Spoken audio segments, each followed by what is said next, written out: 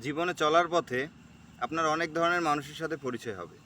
কিছু মানুষ আপনাকে দিবে ভালোবাসা, কিছু মানুষ দেবে ঘৃণা, কিছু মানুষ দেবে অভিজ্ঞতা, আবার কিছু মানুষ আপনাকে সবসময় পাপে জড়ানোর জন্য ব্যস্ত থাকবে।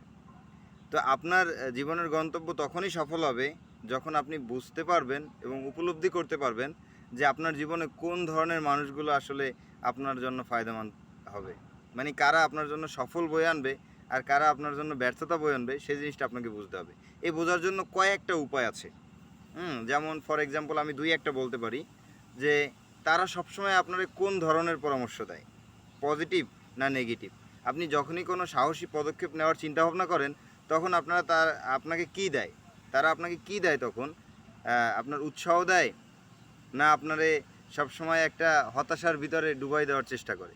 এই জিনিসগুলো আপনি যখন বুঝতে পারবেন এবং উপলব্ধি করতে পারবেন, তখন আপনি আসলে আপনার জীবনের সঠিক মানুষগুলো বেছে নিতে পারবেন। এবং জীবনের সঠিক মানুষগুলো বেছে নিতে পারলেই আপনার জীবন সুন্দর। তো এই সুন্দর জীবন উপভোগ করার জন্য আমি আমার পক্ষ থেকে আপনাদের বলবো যে আপনারা চেষ্টা করবেন সবসময় বি পজিটিভ যে মানুষগুলো আছে তাদেরকে সাথে রাখার। নেগেটিভও কিছু মানুষ রাখবেন যাতে আপনার ভুল হলে সাথে সাথে আপনার নেগেটিভিটি সে আপনার সামনে প্রচার করে দিতে পারে এবং আপনাকে ধরাই দিতে পারে যে এটা তোমার ভুল, এটা থেকে সংশোধন করো।